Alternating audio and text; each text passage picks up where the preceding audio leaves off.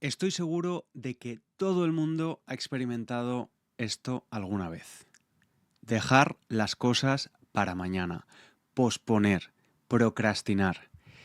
Dime una cosa, estudiante, ¿alguna vez has dejado para mañana algo que tenías que hacer hoy? Algo importante, no una tontería sin importancia. Puede ser una tarea del trabajo, una conversación que sabes que tienes que tener, pero prefieres evitar, prefieres no tener, o incluso hacer deporte. Seguro que sí. Bueno, yo también, como todos, y yo descubrí el concepto de procrastinar cuando tenía unos 20 años. Estaba en la universidad y me encontré con un libro que se llamaba literalmente Procrastinación. El título me llamó la atención y al leer la contraportada, la parte de atrás, pensé, uy, esto suena como a mí, ¿no? Y me lo leí, claro, y aunque entendí muchas cosas que no sabía, por ejemplo, que no hacer algo no siempre es por pereza, por ser perezoso o vago, la verdad es que he seguido procrastinando toda mi vida. Pero ahora lo hago con menos frecuencia y con más conciencia. Soy un procrastinador consciente. O al menos eso me gusta pensar. Y creo que aunque sigo procrastinando, lo hago menos. Y por eso mismo, porque soy consciente de que lo hago y sobre todo de por qué lo hago. Y eso, si tú también quieres reducir la procrastinación y dejar de posponer, es clave, ¿no? Y vamos a pasar el resto del episodio hablando de ello y de posibles soluciones propuestas por personas expertas en el tema. Pero antes de empezar, como siempre, te recuerdo que en la web SpanishLanguageCoach.com tienes la transcripción gratuita de este episodio, la traducción al inglés, un ejercicio de comprensión y tarjetas de vocabulario para ayudarte a fijar las palabras nuevas que aparecen hoy. Y si tú no quieres procrastinar con tu español, la mejor forma de no hacerlo es siguiendo este podcast, dando clic al botón de suscribirse o al botón de seguir de este podcast. Además, en la misma web verás que esta semana tienes la oportunidad de inscribirte en uno de mis cursos online de español para que podamos mejorarlo juntos. Cada curso tiene un objetivo y nivel concreto y puedes echar un vistazo a la web y preguntarme si tienes alguna duda. Son también, por cierto, una muy buena forma de evitar la procrastinación en tu rutina de español. Y vamos a escuchar la experiencia de Joseph, un estudiante de California. Tenía muchas preguntas sobre la gramática, sobre el subjuntivo específicamente. Era un oyente del podcast de César. Decidí aprobar este curso y me alegra que tomara la decisión porque por la primera vez en mi vida yo entiendo el subjuntivo, yo entiendo cómo usarlo. Estoy seguro que yo cometo errores todavía, pero eso es natural. Am, ya hablo con más confianza, más fluidez, creo. Conecté mucho con el curso. Si quieres hablar con más fluidez o quieres entender mejor conceptos de gramática, te recomiendo el curso. Muchas gracias a César y todo el equipo. Buena suerte con su español. Gracias, Joseph, y enhorabuena. Y recuerda, estudiante, que si te interesa alguno de los cursos, las inscripciones cierran este domingo 11 de enero. Vale, ahora sí, empezamos. Y atención, porque la palabra procrastinar viene del latín. Pro significa adelante y crastinus significa referente al mañana. O sea, empujar algo hacia el día siguiente. Y en español tenemos esa expresión clásica, no dejes para mañana lo que puedas hacer hoy. Muy sabia, sí. Una frase con mucha sabiduría que nos dicen nuestros padres desde que somos criaturas, niños pequeños, pero es una frase fácil de decir y difícil de aplicar, ¿verdad? Hay muchas frases en español muy frecuentes que se usan para hablar de nuestra gestión del tiempo y de las tareas que posponemos. Otra es se te echa el tiempo encima. Esta se utiliza cuando has dejado una tarea demasiado tiempo sin hacer y de repente ya no tienes tiempo suficiente.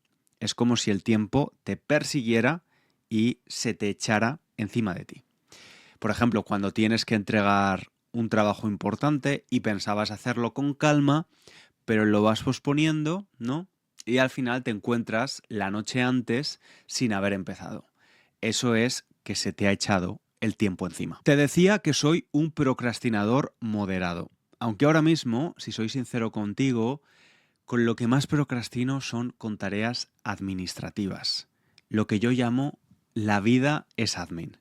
Gestiones, papeleos, emails, citas, cosas importantes, pero aburridísimas.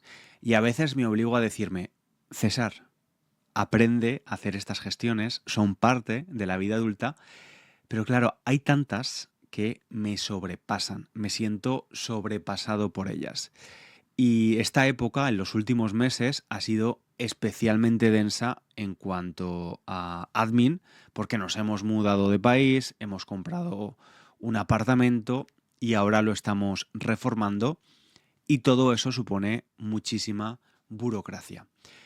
Y en mi caso, si además estas tareas admin implican una conversación difícil o un posible conflicto, ya ni te cuento.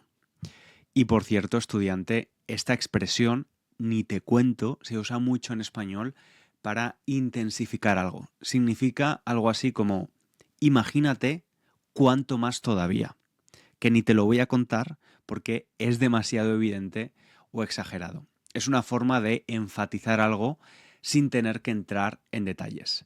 Muy útil y muy común. Así que, bueno, con este tipo de tareas me pasa esto, ¿no? Las pospongo automáticamente y tengo que reconocer que el admin es todavía mi talón de Aquiles. Pero no todo es drama. Es verdad que con los años he aprendido algunas estrategias que me ayudan. Te voy a contar una que me funciona bastante bien. Es la técnica de los 5 segundos. Consiste en no pensarlo demasiado. Simplemente en 5 segundos empiezas a hacer la acción que estás procrastinando. La inicias. Haces la acción que sabes que tienes que hacer y punto. No entres en una discusión con tu mente. No le des tiempo. Por ejemplo, cuando no me apetece ir al gimnasio. Me pongo la ropa de deporte y las zapatillas y a veces, mientras lo hago, me digo a mí mismo, no quiero ir. No quiero ir, pero me estoy vistiendo y voy a ir. Y voy. ¿La sesión de entrenamiento ese día es espectacular? Normalmente no. Pero algo es algo. Y ya sabes, estudiante, mejor una sesión mediocre que ninguna. Lo mismo cuando tengo que limpiar. Nunca digo, me apetece tanto limpiar la taza del váter. Voy a levantarme del sofá donde estoy calentito, viendo una serie y me voy a poner a limpiar con entusiasmo. Obviamente esto no pasa, así que si tengo que hacerlo, me dirijo en esos 5 segundos al baño y sin pensar demasiado me pongo los guantes, cojo los productos de limpieza y empiezo. Y una vez empiezas, con muchas tareas de este tipo, tienes que acabar. No puedes dejar la taza del váter a medio limpiar, claro. Y para este tipo de cosas que se hacen y se acaban en el mismo momento, la regla de los 5 segundos es muy buena. Cosas como cocinar, limpiar, salir de casa, hacer un recado. Una vez lo has empezado, tienes que completarlo. Por otra parte, con objetivos que no se hacen en una sola sesión, de una sentada, podemos decir, la cosa es más complicada. Pero aún así puedes aplicar esta regla para dar pequeños pasos, dividirlos. Aunque es verdad que para objetivos más así, como de largo plazo, a mí me funciona mejor otro truco. Hablo de reducir la fricción. Esto significa eliminar o disminuir los obstáculos que hacen que una tarea sea más complicada de empezar. Te doy un ejemplo que me ha funcionado a mí. Desde el año pasado me interesa la escritura, la narrativa. escribir ficción.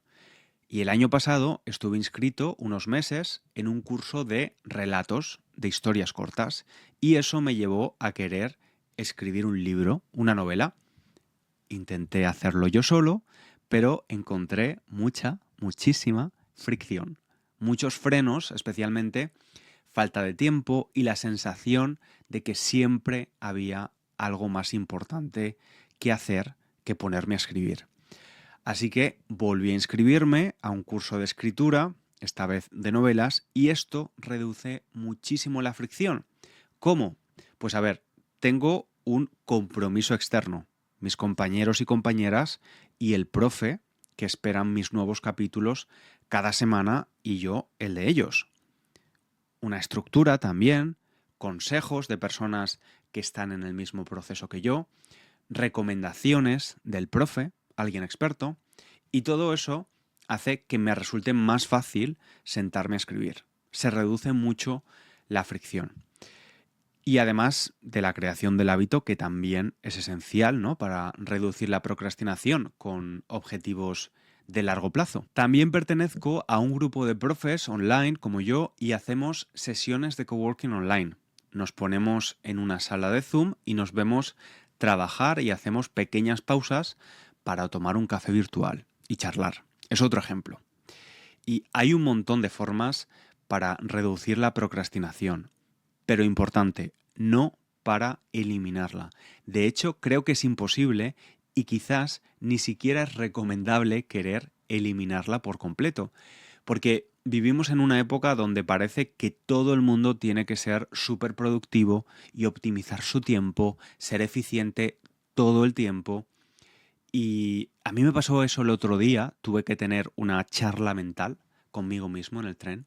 Te cuento, fuimos a Sevilla y el tren Valencia-Sevilla son más de 4 horas de trayecto. Y pensé, qué bien, voy a poder trabajar esas 4 horas sin parar. Y al final trabajé como 3 horas. Y estaba súper concentrado, pero llegó un momento en el que ya no daba para más. Ya mi mente, mi concentración, no daba para más. Y digo, bueno, voy a leer algo en lugar de trabajar. Pero estaba cansado incluso para eso. Y decidí simplemente ponerme a escuchar música y cerrar los ojos. Pero me vino ese pensamiento, ¿no?, que es muy frecuente en la era de la eficiencia, de la hiperproductividad. Pensé, César, ¿por qué no escuchas un podcast en francés en lugar de escuchar música y aprovechas el tiempo? No procrastines. Y tuve que tener una pequeña lucha interna y decir, no siempre tengo que estar haciendo cosas productivas o ser eficiente.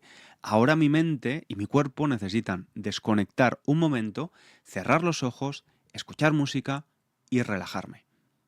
Además, es que muchas veces la mejor forma de ser productivo es no hacer nada, descansar, desconectar, recargar las pilas, recargar la batería.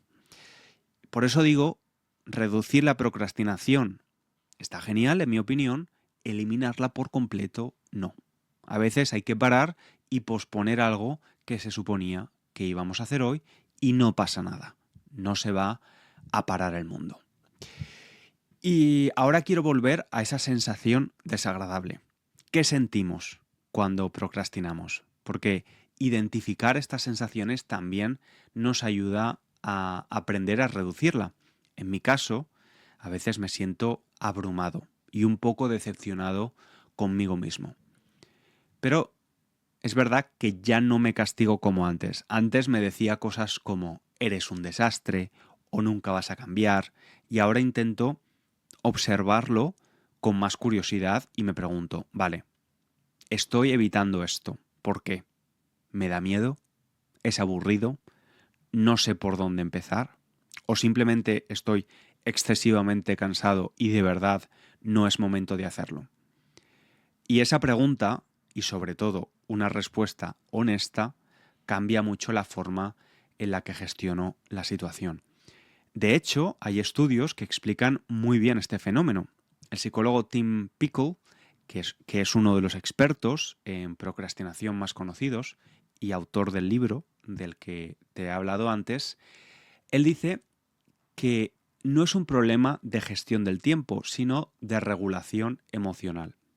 Muchas veces procrastinamos no porque no tengamos tiempo, sino porque queremos evitar emociones negativas, ansiedad, aburrimiento, inseguridad. Y eso, la verdad, tiene mucho sentido. Si es una cuestión de cansancio, de fatiga mental, no creo que esté mal procrastinar y hacerlo en otro momento. Pero si es otro tipo de sentimiento o emoción la que nos bloquea, hay que buscarle solución. Imagina que procrastinas haciendo tu declaración de la renta, ese documento oficial donde informas al gobierno de tus ingresos, del dinero que ganas, para calcular la cantidad de impuestos que tienes que pagar. Si ese bloqueo viene por desconocimiento, porque no sabes cómo hacerlo, vas a tener que buscar ayuda o educarte tú mismo, porque si no, vas a continuar procrastinando. Y con la declaración de la renta en concreto, si no la haces en los plazos, en los tiempos que te da el gobierno, recibes una multa, ¿verdad? Tienes que pagar un dinero extra por no cumplir la fecha o deadline. Y precisamente, estudiante, esto es un ejemplo de por qué intentar reducir la procrastinación es importante. Una vez leí que procrastinar es caro, y lo confirmo. He perdido dinero por dejar las cosas para el último momento. Por ejemplo, se me ha pasado pagar cosas a tiempo y he recibido multas. Así que procrastinar no solo tiene un coste emocional, sino también económico, literalmente. Y si esto te suena, si esto te resulta familiar, si tú también dejas cosas para mañana y luego te sientes mal, te invito a que hagas algo. Antes de decirte soy una persona vaga, perezosa o no tengo fuerza de voluntad, intenta entender qué te está frenando exactamente, cuál es tu bloqueo. Mira la tarea con curiosidad. ¿Qué la hace tan pesada para ti? Y sobre todo, pregúntate si hay alguna pequeña acción que puedas hacer para reducir la fricción. Quizás puedes pedir ayuda, dividirla en partes más pequeñas o hacerla en compañía de alguien. Y también es importante decir otra cosa. La procrastinación no es algo que se cura, no hay una píldora mágica, es algo que va cambiando según el contexto, época, según nuestro nivel de energía, nuestro estado emocional, incluso según la estación del año. Hay temporadas en las que estamos más activos, más centrados, y otras en las que nos cuesta más. No podemos compararnos. Así que si estás en una etapa en la que sientes que estás posponiendo mucho, no te castigues, intenta observarte, hacer pequeños cambios y sobre todo ser amable contigo mismo.